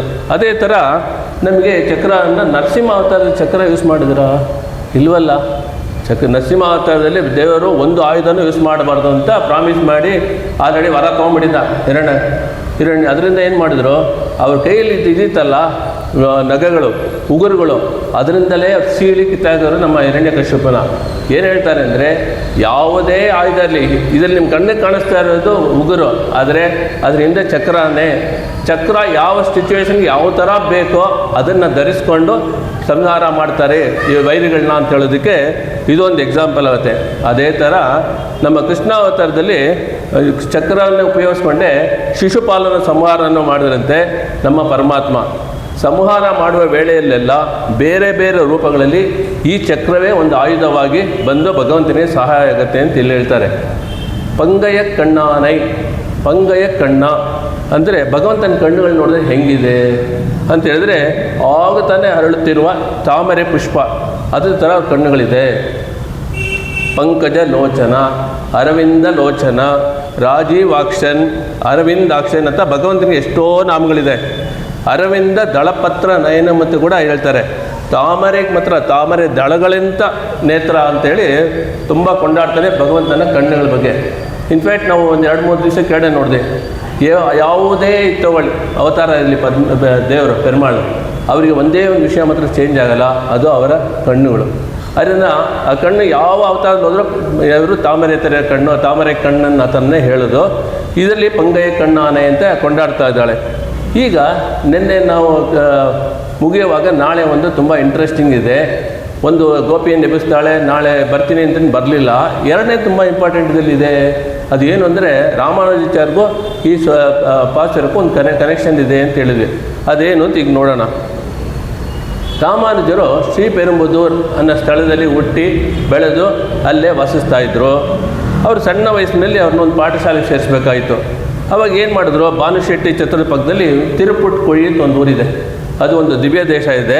ಅಲ್ಲಿ ಭಗವಂತ ರಣಪುಂಗವನಾಗಿ ವಿಜಯರಾಘವನಾಗಿ ದರ್ಶನ ಕೊಡ್ತಾನೆ. ಆ ದಿವ್ಯ ದೇಶದಲ್ಲಿ ಯಾದವ ಪ್ರಕಾಶ್ ಅಂತ ಒಬ್ಬರು ಆಚಾರ್ಯ ಇದ್ದರು. ಅವರ ಸ್ಕೂಲಲ್ಲಿ ಪಾಠಶಾಲೆಗೆ ಅವ್ರ ತಾಯಿ ಬಂದು ರಾಮಾನುಜರ ತಾಯಿ ಸೇರಿಸ್ಬಿಟ್ರಂತೆ. ಸೇರಿಸ್ಬಿಟ್ಟು ಹೊಟ್ಟೋದ್ರು. ದಿನಾಲು ಪರ್ಫೆಕ್ಟಾಗಿ ಸರಿಯಾಗಿ ಅಟೆಂಡ್ ಮಾಡ್ತಾಯಿದ್ರು ಕ್ಲಾಸಸ್ನ ನಮ್ಮ ರಾಮಾನುಜರು. ಒಂದು ದಿವಸ ಹೋಗೋಕ್ಕಾಗಲಿಲ್ಲ. ಅದು ಏನು ಅಂತ ರೀಸನ್ ಬಗ್ಗೆ ನಾವು ಯೋಚನೆ ಮಾಡೋದು ಬೇಡ. ಮಾರನೇ ದಿವಸ ಹೋದ್ಮೇಲೆ ಅಲ್ಲಿ ಹೋದಾಗ ಅವ್ರು ಏನು ಮಾಡಿದ್ರಂತೆ, ಯಾದವ ಪ್ರಕಾಶರಿಗೆ ಅವರು ಹಳೆ ಕಾಲದಲ್ಲ ನಾವು ಗುರುಗಳಿಗೆ ಅಂದರೆ ಎಷ್ಟು ಕೆಲಸ ಮಾಡಬೇಕು ಅಂದರೆ ನೀವೆಲ್ಲ ನೋಡಿರ್ಬೇಕು, ಪಿಕ್ಚರಲ್ಲಿ ನೋಡಿರ್ಬೇಕು, ಕೇಳಿರ್ಬೇಕು. ಅವ್ರಿಗೆ ಅಷ್ಟೊಂದು ಕೆಲಸ ಮಾಡೋದು ಜೊತೆ ಎತ್ಕೊಂಡು, ಅದಕ್ಕೆ ಇವರಿಗೆ ಯಾದವ ಪ್ರಕಾಶ್ಗೆ ಮಾಲಿಷ್ ಮಾಡ್ತಾರೆ, ಎಣ್ಣೆ ಉಜ್ತಾ ಇದ್ರಂತೆ. ನಮ್ಮ ರಾಮಾನುಜರು ಅವರ ಗುರುಗಳಾದ ಯಾದವ ಪ್ರಕಾಶ್ ಎಣ್ಣೆ ಹಚ್ತಾ ಇದ್ರು. ಆವಾಗ ಇನ್ನೊಬ್ಬ ಸ್ಟೂಡೆಂಟ್ ಬಂದ, ಒಂದು ಬಾಲಕ ಬಂದ್ಬಿಟ್ಟು ಕೇಳ್ತಾನಂತೆ, ಈ ಥರ ಚಾಂದೋಗ್ಯ ಉಪನಿಷತ್ತಲ್ಲಿ ಪರಬ್ರಹ್ಮಂ ಅಂದರೆ ದೇವರು ಅನ್ನೋದಕ್ಕೆ ಏನು ಲಕ್ಷಣ ಅಂತ ಕೇಳಿದ್ನಂತೆ. ಈ ಥರ ಚಾಂದೋಗ್ಯ ಉಪನಿಷತ್ತೇ ಸ್ವಲ್ಪ ನನಗೆ ಅರ್ಥ ಆಗಲಿಲ್ಲ ಅಂತ ಕೇಳಿದಂತೆ. ಅದು ಏನು ಅಂತ ಕೇಳ್ದ ಅಂದರೆ ಏನು ಹೇಳಿದೆ ಚಾಂದೋಗ್ಯ ಉಪನಿಷತ್ ಅಂತ ಹೇಳಿದ್ರೆ, ತಸ್ಯ ಯಥಾ ಕಪ್ಯಾಸಂ ಪುಂಡರೀಕ ಏವಂ ಅಕ್ಷಿಣಿ ಆ ಥರ ಹೇಳಿದೆ. ಹಾಗಾದ್ರೆ ಏನರ್ಥ ಅಂತ ಕೇಳಿದಂತೆ. ಒಂದು ಇವರು ಗುರುಗಳಿರುವಾಗ ಶಿಷ್ಯರು ಮಾತಾಡೋದಿಲ್ಲ, ಅದರಿಂದ ರಾಮಾನುಜರು ಏನೂ ಹೇಳಿಲ್ಲ. ಆ ಗುರುಗಳು ಯಾದವ ಪ್ರಕಾಶರು ಹೇಳಿದ್ರಂತೆ, ನೋಡಪ್ಪ ಅದು ಏನರ್ಥ ಗೊತ್ತಾ, ಒಂದು ಗಟ್ಟುಮುಟ್ಟಾಗಿರೋ ಒಂದು ಕೋತಿ, ಆ ಕೋತಿನ ಹಿಂದಿನ ಭಾಗ ನೋಡಿದ್ರೆ ಹೆಂಗಿರುತ್ತೆ, ಪೃಷ್ಠಭಾಗ ಕೆಂಪಗಿರುತ್ತವಲ್ಲ ಅದು ಅಂತ ಹೇಳಿ ಭಗವಂತ ಹಂಗಿರ್ತಾನೆ ಅಂತ ಹೇಳಿದ್ರಂತೆ ಇಲ್ಲಿ. ಆವಾಗ ರಾಮಾನುಜರ ಕಣ್ಣಿಂದ ಧಾರಧಾರೆಯಾಗಿ ನೀರು ಸುರಿತಾ ಇದೆಯಂತೆ. ಸುರಿದ್ಬಿಟ್ಟು ಎಷ್ಟು ಹೇಳಿದ್ರು ಅಂದರೆ ಒಂದರಲ್ಲಿ ನೀರು ಸುರಿದು ಅವ್ರು ತೋಳಲ್ಲಿ ಬಿತ್ತಂತೆ, ಗುರುಗಳು ತೋಳಲ್ಲಿ. ಏನದು ಬಿಸಿ ಆಗ್ತಾಯಿದೆ ನೋಡಿಬಿಟ್ಟು, ಯಾಕಪ್ಪ ಯಾಕೆ ನೀನು ಅಳ್ತಾ ಇದೆಯಾ ಅಂತ ಕೇಳಿದ್ರಂತೆ. ಆವಾಗ ನೀವು ಹೇಳಿದ್ರಂತೆ, ಈ ಥರ ಏನು ಈ ಥರ ಹೇಳ್ಬಿಟ್ರಲ್ಲ ನೀವು, ನಾ ಬೇರೆ ಅರ್ಥ ಹೇಳ್ಬೋದಾ? ನೀವು ಇಲ್ಲಪ್ಪ ನನಗೆ ಹಂಗೆ ಹೇಳ್ಕೊಟ್ಟಿದ್ದು ನಮ್ಮ ಗುರುಗಳು ಅಂತೇಳಿ ಯಾದವ ಪ್ರಕಾಶ್ ಹೇಳಿದ್ರಂತೆ. ಅದಕ್ಕೆ ಸರಿ ನಿಮ್ಗೆ ಯಾರು ಎಲ್ಲಿ ಹೇಳ್ಕೊಟ್ರು, ನಿನಗೇನು ಅರ್ಥ ಆಗಿದೆ ನೀನು ಹೇಳು ಅಂತ ಹೇಳಿದ್ರಂತೆ. ಅದಕ್ಕೆ ಇವರು ಹೇಳಿದ್ರಂತೆ, ಒಂದು ಕೊಳದಲ್ಲಿ ತಾವರೆ ಹೂವು ಇದೆ, ಅದು ಏನು ಮಾಡುತ್ತೆ, ಉದ್ದು ನಾಳದ ಜೊತೆಗೆ ಕೆಳಗಡೆ ಇರುತ್ತೆ, ತಣ್ಣಗಿರೋ ಕೊಳದ ನೀರಿನ ಜೊತೆಯಲ್ಲಿ ಸಂಬಂಧಪಟ್ಟಿದೆ ತಾವರೆ. ಅದು ಸೂರ್ಯ ಉದಯಿಸ್ತಾ ಇರುವಾಗ ಸೂರ್ಯನ ಕಿರಣಗಳು ತಾವರೆ ಮೊಗ್ಗಿನ ಮೇಲೆ ಬಿದ್ದಾಗ ಆ ತಾವರೆ ಹೂವು ಅರಳುತ್ತಲ್ಲ, ಅಂಥ ನೇತ್ರಗಳನ್ನು ಕೂಡಿರುವವನೇ ಭಗವಂತ ಅಂತ ಹೇಳಬೇಕಲ್ವಾ. ಕೋತಿಯ ಹಿಂದಿನ ಭಾಗ ಥರ ಇರುತ್ತೆ ಅಂದರೆ ಅದು ಸರಿನಾ, ನೀವೇ ಹೇಳಿ ಅಂತ ಅವ್ರು ಕೇಳಿದ್ರಂತೆ. ಅವತ್ತಿಂದ ಅದು ಗೊತ್ತಾಯಿತು ರಾಮಾನುಜರು ಎಷ್ಟೊಂದು ತಿಳ್ಕೊಂಡಿದ್ದಾರೆ ಅಂತೇಳಿ. ಅದು ರಾಮಾನುಜರು ಇದರ ಬಗ್ಗೆ ಇಲ್ಲಿ ಹೇಳ್ತಾ ಯಾಕೆ ಹೇಳಿದ್ವಿ 14ನೇ ಪಾಶುರದಲ್ಲಿ. ಇವಾಗ ಲಿಂಕ್ ನೋಡಿದಾಗ ತಿರುಪ್ಪಾವೈನ 14ನೇ ಪಾಶುರದಲ್ಲಿ ಆಂಡಾಳ್ ಇದನ್ನು ತಿಳಿಸ್ತಾಳೆ. ರಾಮಾನುಜರು ಹೇಳ್ತಾ ಇದ್ದಾರೆ, ಆಂಡಾಳ್ ಇದನ್ನು ತಿಳಿಸ್ತಾಳಂತೆ, ಶಂಗೊಡು ಸಕ್ಕರಂ ಏಂದುಂತ ಡಕ್ಕಯ್ಯನ್ ಪಂಗಯ ಕಣ್ಣ ಅಂತ ಹೇಳಿದ್ದಾಳೆ. ಪಂಗಯ ಕಣ್ಣ ಅಂದರೆ ಪುಷ್ಟಿ ಭಾಗ ಇದ್ರ ಕೋತಿದಲ್ಲ, ಇದರಲ್ಲಿ ಹೇಳಿರೋದು ಅರಳಿಯುವ ತಾಮರೆ ಥರ ಅಂತೇಳಿ ತುಂಬ ಸೂಪರಾಗಿ ಅವ್ರಿಗೆ ಹೇಳಿದ್ರಂತೆ. ಅವಾಗಿಂದ ಮರ್ಯಾದೆ ತುಂಬ ಆಗುತ್ತೆ ಯಾದವ ಪ್ರಕಾಶ್ಗೆ ರಾಮಾನುಜರ ಮೇಲೆ. 14ನೇ ಪಾಶುರ ಯಾವ ಲೆವೆಲ್ಗೆ ಹೇಳಿದ್ದಾರೆ ಅಂದರೆ ಪೂರ್ವಾಚಾರ್ಯರು ರಾಮಾನುಜರಿಗೆ ದಾರಿ ತೋರಿಸಿರುವಂತಹ ಪಾಶುರವಿದು. ಯಾಕೆಂದರೆ ಆಂಡಾಳಿನ ಒಂದೊಂದು ವಾರ್ತೆಯನ್ನು ವೇದಂ ಅನೈತಿಕ ವಿತ್ ಉಪನಿಷತ್ತುಗಳಿಗೆ ಅರ್ಥ ಹೇಳಬೇಕು ಅಂದರೆ ನಾವು ನಮ್ಮ ಆಳ್ವಾರ್ಗಳ ಹೇಳಿದ್ದನ್ನು ತಗೊಂಡು ಹೇಳಿದರೆ ಅದ್ರ ಮಜವೇ ಮಜಾ, ಒಳ್ಳೆ ರಸ ಇರುತ್ತಲ್ವ. ಅದನ್ನು ಇವಾಗ ಇಲ್ಲಿ ನೋಡಿದ್ವಿ ಒಂದು ಸಿಂಪಲ್ ಎಕ್ಸಾಂಪಲಲ್ಲಿ. ಈಗ ನಮ್ಮ ಅನುಷ್ಠಾನಕ್ಕೆ ಈ ಪಾಸುರದಲ್ಲಿ ಏನೇನಿದೆ ಅಂತ ಸ್ವಲ್ಪ ನೋಡೋಣ. ಪರಮಾತ್ಮ ಸರ್ವೇಶ್ವರನ ಅನುಗ್ರಹದಿಂದ ಒಂದು ಮನುಷ್ಯ ಜನ್ಮವನ್ನು ನಾವು ಏರ್ಪಡಿಸಿಕೊಂಡು ಅದರಲ್ಲಿ ಪ್ರೋಗ್ರೆಸ್, ಏಳಿಗೆಗೆ ನಾವು ಪ್ರಯತ್ನ ಮಾಡುವಂಥ ರೀತಿಯಲ್ಲಿ ತ್ರಿಕರಣ ಸಾರೂಪ್ಯ, ಇವತ್ತಿಂದು ಇದು ಸ್ಪೆಷಲ್ ಈ ಪಾಸುರದ್ದು. ತ್ರಿಕರಣ ಸಾರೂಪ್ಯ ಮುಖ್ಯವಾದಂಥ ಲಕ್ಷಣ, ಅದನ್ನು ಏರ್ಪಡಿಸ್ಕೊಳ್ಬೇಕು. ತ್ರಿಕರಣ ಸಾರೂಪ್ಯ, ಕರಣತ್ರಯ ಸಾರೂಪ್ಯ ಅಂದರೆ ಏನು ಅಂದರೆ, ಈಗ ತಾನೇ ಹೇಳಿದ ಮಾತನ್ನು ಮಾಡಬೇಕು ಅಂತ, ಅದೇ alignment of thought, word and deed ಅಂತ ಹೇಳ್ತಾರೆ. ಇದು ತುಂಬ ಮುಖ್ಯ. ಮನಸ್ಸಲ್ಲಿ ಏನಿದೆಯೋ ಸ್ಮರಿಸಿಕೊಳ್ಳುತ್ತೋ ಅದನ್ನು ನಾಲಿಗೆಯಲ್ಲಿ ನುಡಿದು, ಏನನ್ನು ನಾಲಿಗೆಯಲ್ಲಿ ನುಡಿಯುತ್ತೇವೋ ಅದನ್ನೇ ಕೆಲಸ ಮಾಡಿ ತೋರಿಸುವುದು. ಅದಕ್ಕೆ ಕರಣತ್ರಯ ಸಾರೂಪ್ಯ ಅಂತ ಹೇಳ್ತಾರೆ. ಈ ಕರಣತ್ರಯ ಸಾರೂಪ್ಯವನ್ನು ನಮ್ಮ ಜೀವನದಲ್ಲಿ ನಾವು ವ್ರತವಾಗಿ ಧರಿಸಿಕೊಂಡರೆ ಆವಾಗ ಈ ಆತ್ಮದ ಉದ್ಧಾರದ ಕಡೆಗೆ ನಾವು ಪ್ರಸ್ಥಾನ ಮಾಡ್ತೀವಿ. ಯಾರು ಅದನ್ನು ಹೊಂದಿರುತ್ತಾರೋ ಅವರನ್ನು ಮಹಾತ್ಮ ಅಂತ ಹೇಳ್ತಾರೆ. ಇವತ್ತಿನ ಪದ್ಯ ಇದರ ಬಗ್ಗೆ ಚೆನ್ನಾಗಿ ತಿಳಿಸಿಕೊಳ್ಳುತ್ತೆ. ಈಗ ನೋಡೋಣ ಎಲ್ಲಿ ಯಾವ ಥರ ಹೇಳಿದೆ ಅಂತ. ಎಂಗಳೈ ಮುನ್ನಂ ಎಳುಪಾನ್ ವಾಯ್ಪೇಸು ನಂಗಾಯ್. ಇದರಲ್ಲಿ ಹೇಳುತ್ತೆ ಅಂದರೆ, ನಾವು ನೋಡ್ತಾ ಬಂದಿದ್ದೀವಿ ಗೋಪಿಕೆಯರು ದ್ವಾಪರ ಯುಗದಲ್ಲಿ ಮಾಡಿರೋಂಥ ಕೃಷ್ಣ ವ್ರತ, ಮಾರ್ಗಶೀರ್ಷ ವ್ರತ, ಅದರ ಅನುಕಾರವನ್ನು ಆಂಡಾಳು ಈಗ ಕಲಿಯುಗದಲ್ಲಿ ಮಾಡಿ ಮಾರ್ಗಶೀರ್ಷ ಮಾಸದಲ್ಲಿ 30 ಶ್ಲೋಕಗಳಲ್ಲಿ ನಮಗೆ ಅನುಗಮ ಮಾಡಿದ್ದಾಳೆ ತಿರುಪಾವೈ ಅಂತ. ಅದರಲ್ಲಿ 14ನೇ ಶ್ಲೋಕದಲ್ಲಿ ಒಂದು ಸಖಿ ಹತ್ರ ಇನ್ನೂ ಅವಳು ಕೃಷ್ಣನ ನೆನಪಿನಲ್ಲೇ ಯೋಗದಲ್ಲಿರುವಾಗ ನಮ್ಮನ್ನು ಮೊದಲು ಎಬ್ಬಿಸ್ತೀನಿ ಅಂತ ಹೇಳಿ, ಈ ಥರ ನೀನು ಏಕಾಂತದಲ್ಲಿ ಇದೆಯಲ್ಲ, ನಾಲಿಗೆಯಲ್ಲಿ ನುಡಿದಿರುವಂಥ ಮಾತುಗಳು ಕಾರ್ಯದಲ್ಲಿ ಮಾಡಿ ತೋರಿಸ್ಬೇಕಲ್ವಾ ಅಂತ ಕೇಳ್ತಾರೆ ಇಲ್ಲಿ. ಅಂಥ ಒಂದು ಸಂಬೋಧನೆ ಎಂಗಳೈ ಮೊನ್ನೊಮ್ಮೆ ಎಳುಪುವಾನ್ ಅಂತ ಹೇಳಿಬಿಟ್ಟು ಬಾಯಲ್ಲಿ ಆಡುವಂಥ ಮಾತು ತಪ್ಪದೇ ಕೆಲಸದಲ್ಲಿ ಮಾಡಿ ತೋರಿಸ್ಬೇಕು ಅಂತ ಹೇಳ್ತಾರಲ್ಲ ಅಂತ. ಈ ಕರಣತ್ರಯ ಸಾರೂಪ್ಯ ನಮಗೆ ಉಂಟಾಗಬೇಕು ಅಂತ ಹೇಳಿದ್ರೆ ನಮ್ಮ ಒಳಗಡೆ ಏನಂತೂ ಆತ್ಮತಾವರಿಯನ್ನು ನಾವು ನಿಧಾನವಾಗಿ ಅರಳಿಸಬೇಕು. ಆ ಆತ್ಮತಾವರಿ ಯಾವಾಗ ಅರಳುತ್ತೆ ಅಂತ ಹೇಳಿದರೆ ಭಗವಂತನ ಕಟಾಕ್ಷ ನಮ್ಮ ಮೇಲೆ ಬೀಳ್ತಾ ಇರಬೇಕು. ಇದನ್ನು ಪದ್ಯದ ಮೊದಲನೇ ಸಾಲು, ಉಂಗಳ್ ಪೊಳೆಕಡೆ ತೋಟತ್ತು ವಾವಿಯುಳ್ ಶೆಂಗನೀರ್ ವಾನೆಂದ ಆಂಬಲ್ ಕೂಮಿನ ಕಾಣ್ ಉಂಗಳ್ ಪೊಳೆಕಡೆ. ಇಲ್ಲಿ ನೋಡಿ, ಇದು ಎಷ್ಟು ಸೂಪರಾಗಿದೆ, ಡಿಫ್ರೆಂಟ್ ಅಪ್ರೋಚೇ ಇದು. ನಿಮ್ಮ ಮನೆ ಹಿತ್ತಲಲ್ಲಿ ತೋಟತ್ತು ಬಾವಿಯುಳ್ ಅಂದರೆ ಭಗವಂತ ಸೃಷ್ಟಿ ಮಾಡುವಾಗ 2 ಭಾಗಗಳಲ್ಲಿ ಸೃಷ್ಟಿ ಮಾಡಿದ್ದಾನೆ. ನಾವು ಮನೆ ಕಟ್ಟುವಾಗ ಒಂದು ಎಕ್ಸಾಂಪಲ್ಗೆ, ಮನೆ ಕಟ್ಟುವಾಗ ಹೆಂಗೆ ಮುಂದೆ ಒಂದು ದೊಡ್ಡ ಬಾಗಿಲಿರುತ್ತೆ, ಹಿಂದೆ ಒಂದು ಬ್ಯಾಕ್ ಯಾರ್ಡಲ್ಲಿ ಒಂದು ಬಾಗಿಲಿರುತ್ತೆ, front door and back yard ಅಂತ ಇರ್ತೀವಿ. ಅದೇ ಥರ ಭಗವಂತನ ಸೃಷ್ಟಿಯಲ್ಲೂ 2 ಬಾಗಿಲುಗಳಿದೆ. ಒಂದು ನಿತ್ಯ ವಿಭೂತಿ ಅಂತ, ಅದುವೇ ವೈಕುಂಠ ಅಂತ ನಾವು ಹೇಳೋದು, ಅಲ್ಲಿ ವೇದಗಳೆಲ್ಲ ನಮಗೆ ಅದು ತಿಳಿಸಿದೆ. ಇನ್ನೊಂದು ನಾವೆಲ್ಲ ಇರೋದು ಭೂಮಂಡಲ, ಅದಕ್ಕೆ ಲೀಲಾ ವಿಭೂತಿ ಅಂತ ಹೇಳೋದು. ಭಗವಂತ 2ಕ್ಕೂ ಸೇರಿಸ್ಕೊಂಡು ಅವನು ಮನೆಯಾಗಿ ಮಾಡ್ಕೊಂಡಿದ್ದಾನೆ. He is owner for both. ಇಲ್ಲೂ ಇರ್ತಾನೆ, ಅಲ್ಲೂ ಇರ್ತಾನೆ, ವೈಕುಂಠದಲ್ಲೂ. ವೈಕುಂಠ ಅಂತ ಕ್ಷೇತ್ರವನ್ನು ಅವನು ಮನೆಯ ಮುಂದಿನ ಬಾಗಿಲಾಗಿ ಇಟ್ಕೊಂಡಿದ್ದಾನೆ. ಯಾಕೆಂದರೆ ಇದಕ್ಕೆ ನೋಡಿ, ನಾವು ಒಂದು ಮನೆಯಲ್ಲಿ ಮುಂದೆ ಬಾಗಿಲಿರುವಾಗ ಏನು ಮಾಡ್ತೀವಿ, ದಿನ ನೋಡ್ತಾ ಇರ್ತೀವಿ. ಅಲ್ಲಿ ನೋಡೋವಾಗ ಗಾರ್ಡನ್ನಲ್ಲೋ ಇಲ್ಲ ಒಂದು ಪೋರ್ಟಿಕೋನಲ್ಲೋ ಇಲ್ಲ ಪಿಲ್ಲರಲ್ಲೋ ಲೈಟ್ ಇಲ್ಲಾಂದ್ರೆ ಏನು ಮಾಡ್ತೀವಿ, ಇಮಿಡಿಯೇಟಾಗಿ ಚೇಂಜ್ ಮಾಡ್ತೀವಿ. ಆ ಥರ ಅಲ್ಲಿ ಫ್ರೆಶ್ ನಮಗೆಲ್ಲ ಏನೇನಾಗ್ತದೆ ಅಂತ ಅವಾಗವಾಗ ಕಾಣಿಸ್ತಾ ಇರುತ್ತೆ. ಅದೇ ನಾವು ಮನೆ ಹಿಂದ್ಗಡೆ ಯಾವಾಗ ಹೋಗ್ತೀವಿ, ಟೈಮ್ ಇರೋದಿಲ್ಲ, ಯಾವತ್ತು ವೀಕೆಂಡು ರಜೆಗಳ ದಿವಸ ಹೋಗ್ತೀವಿ, ಶನಿವಾರ ವೀಕೆಂಡು ಆ ಥರ ಇದ್ದಾಗ ಮಾತ್ರ ಹಿಂದೆ ಹೋಗಿ ನೋಡ್ತೀವಿ. ಅಲ್ಲೇನಾದರೂ ಪಾತಿ ನಿಮ್ಮ ಗಿಡ ಬೆಳೆದಿದೆಯಾ, ಅದು ಬೆಳೆದಿದೆ ಎಲ್ಲ ನೋಡೋಕ್ಕೂ ನಮ್ಗೆ ಟೈಮೇ ಇಲ್ಲ. ಆದರೆ ಆ ಬಲ್ಬ್ ಯೂಸ್ ಆಗಿ ನೋಡೋದಕ್ಕೂ ಆಮೇಲೆ ಒಂದು ವಾರ ಆದಮೇಲೆ ಅದು ಮಾಡ್ತೀವಿ. ಮನೆಯ ಮುಂದಿನ ಭಾಗ ಚೆನ್ನಾಗಿ ಕಾಣಬೇಕು ಅಂತ ಆವಾಗಲೇ ಮಾಡ್ತೀವಿ. ಅದೇ ಥರ ವೈಕುಂಠದಲ್ಲಿ ಸದಾ ಸರ್ವಕಾಲ ಯಾವುದೇ ದೋಷವಿಲ್ಲದೆ ಜ್ವಾಜ್ವಲ್ಯಮಾನವಂಥ ತೇಜಸ್ಸು ವೈಕುಂಠದಲ್ಲಿ ಇರುತ್ತೆ. 3 ಪಟ್ಟು ವೈಕುಂಠ ಪ್ರದೇಶ, 4 ಪಟ್ಟು ಮಾತ್ರ ನಾವಿರೋ ಭೂಮಂಡಲ ಅಂತೇಳಿ ವೇದ ಹೇಳುತ್ತೆ. ತ್ರಿಪಾದೋದ್ಭವದ್ವೈತ್ ಪುರುಷ ಪಾದೋ ಸೇಹ ಭವತ್ ಪುನಃ. ಇದು ಪುರುಷ ಸೂಕ್ತದಲ್ಲಿ ಬರುತ್ತೆ. ಇದೇನು ಹೇಳುತ್ತೆ ಅಂದರೆ 3/4 ಈಸ್ ನಿತ್ಯ ವಿಭೂತಿ. ವೈಕುಂಠದ ಜಾಗ 3/4. ಈ ಚೇತನಕ್ಕೆ ಮುಕ್ತಿ ಸಿಕ್ಕಿದ್ರೆ ಅಲ್ಲಿ ಹೋಗಿ ಸೇರುತ್ತೆ. 1/4 ಈಸ್ ಲೀಲಾ ವಿಭೂತಿ. ನಾವಿರುವಂಥ ಈ ಭೂಮಂಡಲ ಲೀಲಾ ವಿಭೂತಿಯಿಂದ ನಾವು ಅದನ್ನು ಹೇಳ್ತೀವಿ ಈ ಭೂಮಂಡಲಕ್ಕೆ. ಆ ನಿತ್ಯ ವಿಭೂತಿ ಭಗವಂತನ ಮನೆಯ ಮುಂದ್ಗಡೆ ಭಾಗ, ಈ ಲೀಲಾ ವಿಭೂತಿಯ ಮನೆ ಹಿತ್ತಲು. ಯಾಕೆಂದರೆ ರೋಗ, ಅಜ್ಞಾನ, ಅಂಧಕಾರ, ತಮೋಗುಣ ಇವೆಲ್ಲ ಇಲ್ಲಿ ಬೆಳ್ಕೊಂಡಿರುತ್ತೆ.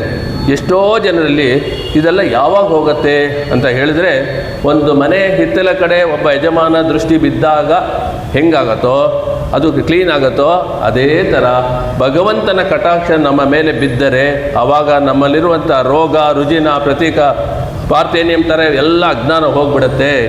ಇದನ್ನು ನಾವು ಅರ್ಥ ಮಾಡ್ಕೋಬೇಕು. ಈಗ ದೇವಸ್ಥಾನಕ್ಕೆ ಬರುವಂಥ ಮುಖ್ಯ ಉದ್ದೇಶ ಏನು ಅಂತ ಹೇಳಿದ್ರೆ, ಶ್ರೀನಿವಾಸನೋ ತಾಯಿ ಮಹಾಲಕ್ಷ್ಮಿಯ ಅವರ ಕೃಪಾ ಕಟಾಕ್ಷ ನಮ್ಮ ಮೇಲೆ ಬೀಳಬೇಕು ಅಂತ. ಮನೆಯಲ್ಲಿ ನಾವು ಭಗವಂತನ ಒಂದು ಭಾವಚಿತ್ರ ಇಟ್ಟಿರ್ಬೋದು, ಇಲ್ಲ ವಿಗ್ರಹಗಳು ಇಟ್ಟಿರ್ಬೋದು, ಇಲ್ಲ ಫೋನಲ್ಲಿ ಕೂಡ ವಾಲ್ಪೇಪರಾಗಿ ನಾವು ಭಗವಂತನ ಒಂದು ಭಾವಚಿತ್ರವನ್ನು ನಾವು ನೋಡ್ಬೋದು.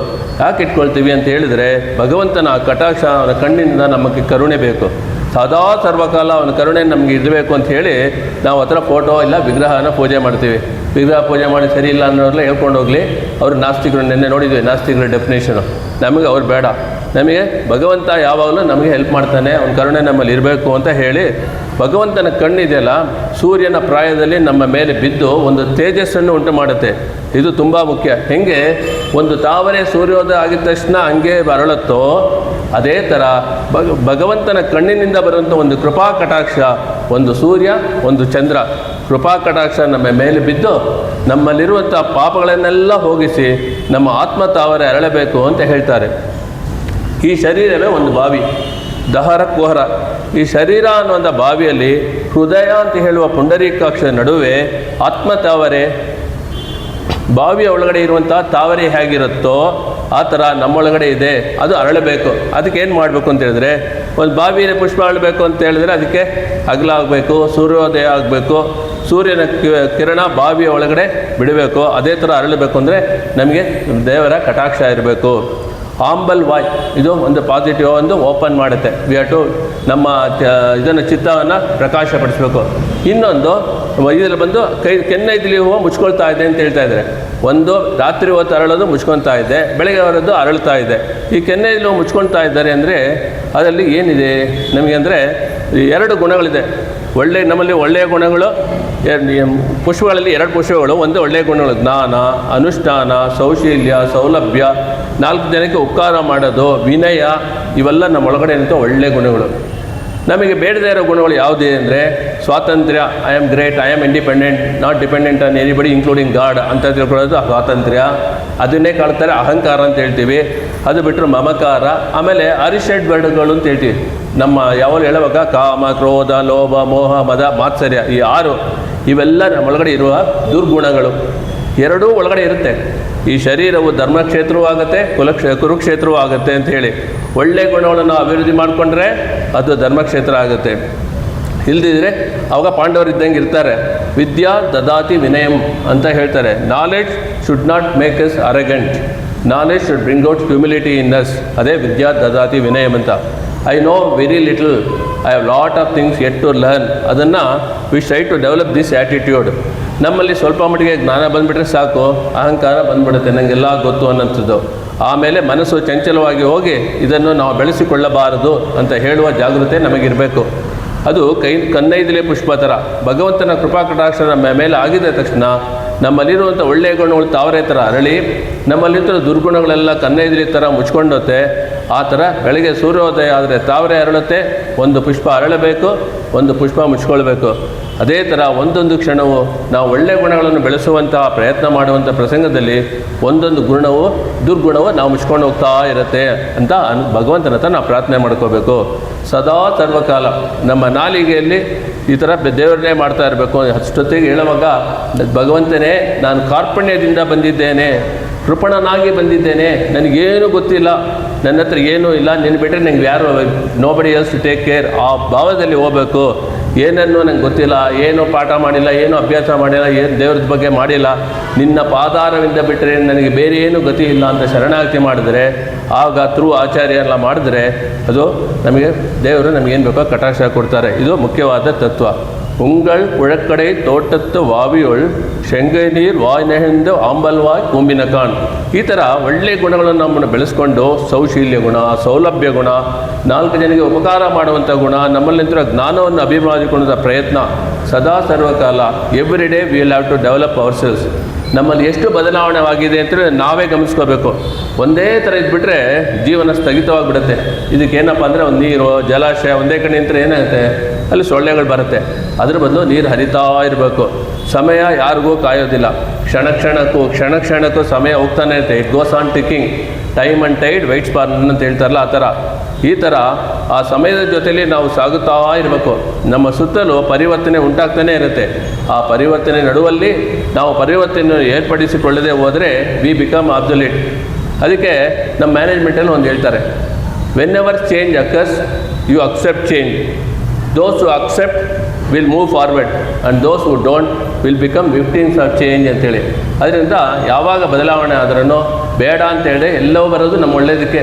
ಯಾವಾಗಲೂ ಭಗವದ್ಗೀತೆ ಕೃಷ್ಣ ಹೇಳಿ ತಿಳ್ಕೊಳ್ಳಿ, what ever happens is for good, what ever happen for good, what ever will happen for good. ಅದನ್ನು ಯಾವಾಗ ಮನೆ ಇಸ್ಕೊಂಡ್ಬಿಟ್ರೆ ಯು ವಿಲ್ ಅಕ್ಸೆಪ್ಟ್ ಎವ್ರಿಥಿಂಗ್. ಆವಾಗ ಚೇಂಜ್ ಬಿಕಮ್ಸ್ ಈಸಿ. ಅದಕ್ಕೋಸ್ಕರ ಹೇಳ್ತೇನೆ, ಅಯ್ಯೋ ಈ ಥರ ಆಗೋಯ್ತಲ್ಲ ಅಂತ ತಿಳ್ಕೊಳ್ಳೇಬೇಡ, ಅದು ಒಳ್ಳೇದಕ್ಕೆ ಮಾಡಿರೋದು ಅಂತ. ನಂಗಾಯ್ ಎಳ್ದಿರಾಯ್ ನಾಣಾದಾಯ್ ನಾವುಡೆಯಾಯ್. ನಾವುಡೆಯ ಅನ್ನೋ ಶಬ್ದ ತುಂಬ ಇಂಪಾರ್ಟೆಂಟು. ಅದು ನಾಲ್ಗೆ ಬಗ್ಗೆ. ಅವಳು ವಾಕ್ಚಾತುರ್ಯ ಒಳ್ಳೆಯವಳು ಅಂತ ಹೇಳಿದ್ವಲ್ವಾ, ಅದರಲ್ಲಿ ನಾಲ್ಗೆ ಇದೆಯಲ್ಲ ನಮ್ಮಲ್ಲಿ, ಅದು ಕರ್ಮೇಂದ್ರಿಯನೂ ಹೌದು, ಜ್ಞಾನೇಂದ್ರಿಯನೂ ಹೌದು. ಆ ನಾಲಿಗೆಯಲ್ಲಿ ಶುದ್ಧತೆಯನ್ನು ಏರ್ಪಡಿಸ್ಕೋಬೇಕು ನಾವು. ಅವಾಗ ಏನಾಗುತ್ತಂತೆ, ಅಕ್ಷರ ಪದಗಳು ನಮ್ಮ ಮುಂದೆ ಬಂದುಬಿಟ್ಟು ಕ್ಯೂವಲ್ಲಿ ಬರುತ್ತಂತೆ. ಅಯ್ಯೋ ನನ್ನನ್ನು ಉಪಯೋಗಿಸ್ಕೊಳ್ಳಿ ಅಂತೇಳಿ ಅಕ್ಷರಗಳು ಬಂದು ಕ್ಯೂವಲ್ಲಿ ಇರುತ್ತೆ. ಯಾವಾಗ ನಮ್ಮ ನಾಲಿಗೆ ಶುದ್ಧವಾಗಿರುತ್ತೋ, ಅದೇ ಥರ ನಾಲ್ಗೆ ಶುದ್ಧವಾಗಿರಲಿಲ್ಲ ಅಂದರೆ ಅದೇ ಥರ ಅಕ್ಷರ ಪದಗಳು ನಮ್ಮ ಹತ್ರ ಬರೋಲ್ಲ, ತಪ್ಪಾಗಿ ಬರುತ್ತೆ ಅಂತ. ಇದಕ್ಕೆ ನಮಗೆಲ್ಲ ಗೊತ್ತಿರೋ ಥರ ಒಂದು ಎಕ್ಸಾಂಪಲ್ ಏನಾಯಿತು ಅಂದರೆ, ಕುಂಭಕರ್ಣ ತಪಸ್ಸು ಮಾಡ್ದ. ಆ ಸರಸ್ವತಿ ಅವನ ಮುಂದೆ ಬಂದು ನಿಂತಾಗ ನಿತ್ಯತ್ವ ಅಂತ ಹೇಳೋಕ್ಕೆ ಹೋದ. ಆದರೆ ಅವನ ನಾಲಿಗೆಯಲ್ಲಿ ಬಂದಿದ್ದ ಪದ ನಿದ್ರತ್ವ ಅಂತ. ತಥಾಸ್ತು ಅಂತ ಹೇಳಿಬಿಟ್ಲು ಸರಸ್ವತಿ ತಾಯಿ. ನಿತ್ಯತ್ವ ಹೇಳೋ ಕಡೆ ನಿದ್ರತ್ವ ಅಂತ ಬಂದರೆ ನಾಲಿಗೆಯಲ್ಲಿ ತಪಸ್ಸಿಲ್ಲದೆ ಹೋದರಿಂದ ಕಾಯ ವಾಚ ಮಾನಸಿಕ ತಪಸ್ಸನ್ನು ನಾವು ಏರ್ಪಡಿಸಿಕೊಂಡ್ರೆ ಸಂಸ್ಕಾರ ನಾಲಿಗೆಯಲ್ಲಿ ಇರುತ್ತೆ. ಇಲ್ಲವಾದರೆ ವಕ್ರವಾಗಿ ಬರುತ್ತೆ ವಾಕ್ಯಗಳು ಅಂತ ತಿಳ್ಕೋಬೇಕು. ಇಲ್ಲಿ ರಾಮಾಯಣದಲ್ಲಿ ಆಂಜನೇಯರು ವಾಕ್ಚಾತುರ್ಯವನ್ನು ಸುಮಾರು ಕಡೆ ಹೇಳಿದ್ದಾರೆ. ಇಲ್ಲಿ ರಾಮ ಬಂದುಬಿಟ್ಟು ಲಕ್ಷ್ಮಣ ಹತ್ರ ಹೇಳ್ತಾ ಇದ್ದಾರಂತೆ, ನೋಡಪ್ಪ ಆಂಜನೇಯದು ಯಾವ ಥರ ಇತ್ತು ವಾಕ್ಚಾತುರ್ಯ ಗೊತ್ತಾ? ಆಂಜನೇಯರ ವಾಕ್ಚಾತುರ್ಯವನ್ನು ಕೊಂಡಾಡಿ ಇವನು 4 ವೇದಗಳನ್ನು ಕಲಿತಿದ್ದಾನೆ, ಚತುರ್ವೇದ ಪಾಂಡಿತ್ಯವನ್ನು ಹೊಂದಿದ್ದಾನೆ, ಬಾಯಲ್ಲಿ ಒಂದು ಅಪಶಬ್ದ ಕೂಡ ಬರೋದಿಲ್ಲ ನಮ್ಮ ಹನುಮಂತನ ಬಾಯಲ್ಲಿ ಅಂತೇಳಿ ಉಚ್ಚಾರಯತೆ ಕಲ್ಯಾಣ ಭರಿತವಾಗಿ ಮಾತನಾಡ್ತಾರೆ ಆಂಜನೇಯರು ಅಂತ ಹೇಳಿಬಿಟ್ಟು, ಈ ಥರ ನಾವು ಒಡೆಯ ಅಂದರೆ we should develop such type of ಇದಂತ ನಾಲ್ಗೆಯಿಂದ ಅಲ್ಲಿ ಒಳ್ಳೆಯದೇ ಬರೋ ಥರ ನಾವು ಮಾತಾಡೋದು. ಅದಕ್ಕೇ ನಾವು ಕೆಟ್ಟದ್ದು ಒಂದು ಸರಿ ಶುರು ಮಾಡಿಬಿಟ್ರೆ ಅದೇ ಬರುತ್ತೆ. ನಮ್ಗೆ ಬೇಕೋ ಇಲ್ಲೋ ರಿಫ್ಲೆಕ್ಸ್ ಆ್ಯಕ್ಷನ್ನು. ಅದರಿಂದ ಯಾವಾಗಲೂ ಒಳ್ಳೆ ಥರ ಹೇಳ್ತಾರೆ, ಒಳ್ಳೆಯದೇ ಬರುತ್ತೆ ನಮಗೆ ಅಂತ. ಸಂಗೊಡು ಸಕ್ಕರಂ ಏಂದುಂತಡಕ್ಕಯ್ಯನ್ ಪಂಗಯ ಕಣ್ಣಾನೇ ಪಾಡೇಲೋರ್ ಎಂಬ ಅವಾಯ್. ಶಂಖಚಕ್ರ ಧರಿಸಿಕೊಂಡಿರ್ತಾರ ಪರಮಾತ್ಮ, ತಾವರೆ ಅಂತಿರುವ ಕಣ್ಣುಗಳುಳ್ಳ ಪರಮಾತ್ಮ ನಮ್ಮ ಆತ್ಮ ತಾವರೆಯನ್ನು ಅರಳಿಸೋಸ್ಕರ ಯಾವಾಗಲೂ ಕಟಾಕ್ಷ ಮಾಡ್ತಾ ಇದ್ದಾನೆ. ಅಂತಹ ಭಗವಂತನ ಕೀರ್ತಿಯನ್ನು ನಾವು ಸದಾ ಹಾಡ್ತಾ ಇದ್ದರೆ ನಮ್ಮ ಚಿತ್ತದಲ್ಲಿ ಕರ್ಣತ್ರಯ ಸಾರೂಪ್ಯ ಉಂಟಾಗುತ್ತೆ ಅಂತ ಹೇಳುವ ತಾತ್ಪರ್ಯವನ್ನು ಆಂಡಾಳ್ ಇಲ್ಲಿ ಹೇಳ್ತಾಳೆ. ಈ 14ನೇ ಶ್ಲೋಕದಲ್ಲಿ ಆಂಡಾಳ್ ಮಾತಿನ ಮಹತ್ವವನ್ನು ಎತ್ತಿ ತೋರಿಸಿದ್ದಾಳೆ. We need to talk the truth in the right manner, acceptable to all, with sweet words and good tone. ನಾವು ಪಡೆದ ಜ್ಞಾನವನ್ನು ಬೇರೆಯವರ ಜೊತೆ ಹಂಚಿಕೊಳ್ಳಬೇಕು, ಸತ್ಯವನ್ನು ಕೂಡ ಕಟುವಾಗಿ ತಿಳಿಸಬಾರದು. ಲೆಟ್ ಅಸ್ ಫಾಲೋ ನಾವುಡೆಯಾಯ್, talking the right things in the right way to the right person. ಈಗ ಈ ಪಾಸುರದಲ್ಲಿ ನಮಗೆ ಶಂಕು ಚಕ್ರ ಆಮೇಲೆ ಪರಮಾತ್ಮನ ಕಣ್ಣುಗಳು ಇದ್ರ ಬಗ್ಗೆ ಎಲ್ಲ ಬಂದಿರೋದ್ರಿಂದ ಅದಕ್ಕೆ ಸಂಬಂಧಪಟ್ಟ ಒಂದು ಭಾಳ ಪಾಪ್ಯುಲರ್ ಪ್ರಸಿದ್ಧವಾದ ಒಂದು ಪುರಂದರ ಕೃತಿನ ಈಗ ನೋಡೋಣ. ವೆಂಕಟಾಚಲ ನಿಲಯಂ ವೈಕುಂಠಪುರವಾಸಂ, ವೆಂಕಟಾಚಲ ನಿಲಯಂ ವೈಕುಂಠಪುರವಾಸಂ, ಪಂಕಜನೇತ್ರಂ ಪರಮ ಪವಿತ್ರಂ, ಶಂಖಚಕ್ರಧರ ಚಿನ್ಮಯ ರೂಪಂ, ವೆಂಕಟಾಚಲ ನಿಲಯಂ ವೈಕುಂಠಪುರವಾಸಂ. ಅಂಬುಜೋದ್ಭವ ವಿನೂತಂ ಅಗಣಿತ ಗುಣನಾಮಂ, ಅಂಬುಜೋದ್ಭವ ವಿನೂತಂ ಅಗಣಿತ ಗುಣನಾಮಂ, ತುಂಬುರು ನಾರದ ಗಾನವಿಲೋಲಂ, ವೆಂಕಟಾಚಲ ನಿಲಯಂ ವೈಕುಂಠಪುರವಾಸಂ. ಮಕರ ಕುಂಡಲಧರ ಮದನ ಗೋಪಾಲಂ, ಮಕರ ಕುಂಡಲಧರ ಮದನ ಗೋಪಾಲಂ, ಭಕ್ತ ಪೋಷಕ ಶ್ರೀ ಪುರಂದರ ವಿಠಲಂ, ಭಕ್ತ ಪೋಷಕ ಶ್ರೀ ಪುರಂದರ ವಿಠಲಂ, ವೆಂಕಟಾಚಲ ನಿಲಯಂ ವೈಕುಂಠಪುರವಾಸಂ. ಪಂಕಜನೇತ್ರಂ ಪರಮಪವಿತ್ರಂ ಶಂಖಚಕ್ರಧರ ಚಿನ್ಮಯರೂಪಂ ವೆಂಕಟಾಚಲನಿಲಯಂ ವೈಕುಂಠಪುರವಾಸಂ ವೈಕುಂಠಪುರವಾಸಂ ವೈಕುಂಠಪುರವಾಸಂ. ಈ ಹಾಡು ವೈಕುಂಠವಾಸಿಯಾದ ಮತ್ತು ತಿರುಮಲ ಬೆಟ್ಟದ ಮೇಲೆ ನೆಲೆಸಿರುವ ವೆಂಕಟೇಶ್ವರ ಸ್ವಾಮಿಯನ್ನು ಕೊಂಡಾಡ್ತಾ ಇದೆ. ಕಮಲದಂತಹ ಕಣ್ಣುಳ್ಳ ಶಂಖಚಕ್ರಗಳನ್ನು ಧರಿಸಿದ ಪರಮಾತ್ಮನು ಅತ್ಯಂತ ಪವಿತ್ರನಾಗಿದ್ದು ಭಕ್ತರನ್ನು ಯಾವಾಗಲೂ ರಕ್ಷಿಸುತ್ತಾನೆ. ಬ್ರಹ್ಮ ಮತ್ತು ನಾದರಂಥ ದೇವರ್ಷಿಗಳಿಂದ ಪೂಜಿಸಲ್ಪಡುವ ಈ ದೇವರು ಸಾಕ್ಷಾತ್ ಪುರಂದರ ವಿಠಲನೇ ಆಗಿದ್ದಾನೆ ಎಂದು ಈ ಕೀರ್ತನೆ ಹೇಳಿದ್ದೆ. ನಾಳೆ ನಮಗೆ 15ನೇ ಪದ್ಯ. ಇದು ಕೊನೆ ಗೋಪಿಯನ್ನು ಎಬ್ಬಿಸ್ತಾ ಇದ್ವಿ. ಎಲ್ಲೇ ಇಳಂಗಳಿಯೇ ಇನ್ನು ಮುರುಂಗುದಿಯೋ ಅಂತ. ಇದರಲ್ಲಿ ಬಹಳ ಮುಖ್ಯವಾದ ಪಾಶುರ. ಪರಮ ಭಾಗವತಿ ಅವಳು ಭಕ್ತ ಶಿರೋಮಣಿಯನ್ನು ಎಬ್ಬಿಸ್ತಾ ಇದ್ದೀವಿ ನಾವು. ತಮ್ಮೊಡನೆ ಕಲಿತುಕೊಳ್ಳುವಂತೆ ಈ ಪಾಶುರದಲ್ಲಿ ಕರೆಯುತ್ತಾರೆ. ಎಲ್ಲರೂ ಬರಬೇಕು, ತಮ್ಮೊಡನೆ ಕಲಿತುಕೊಂಡು ಭಗವದ್ವನ್ನು ಪಡೆಯಬೇಕು ಅಂತ ಆಸೆಯಿಂದ ಎಲೆಯರು ಕಾಯುತ್ತಾ ಮಲಗಿರುವಳು ಗೋಪಿ. ಅದು 15ನೇ ಪಾಶುರ, ಕೊನೆಯ ಗೋಪಿ. ಇಲ್ಲಿಗೆ ಇವತ್ತಿಂದು ಇದು ಮುಗಿಯೋಣ. ಶತಮಕಮಣಿ ನೀಲಾಚಾರು ಕಲ್ಲಾರ ಹಸ್ತ ಸ್ತನಬರೆ ನಮಿತಾಂಗಿ ಸಾಂದ್ರ ವಾತ್ಸಲ್ಯ ಸಿಂಧು ಅಲಕವಿನತಾಭಿ ಶ್ರದ್ಧರ ಕೃಷ್ಣನಾಥ ವಿಲಸತು ಹೃದಿ ಗೋದ ವಿಷ್ಣು ಚಿತ್ತಾತ್ಮಜಾನಃ ಆಂಡಾಳ್ ತಿರುವಡಿಗಳೇ ಶರಣಂ. ಸರ್ವಂ ಶ್ರೀ ಕೃಷ್ಣಾರ್ಪಣಮಸ್ತು.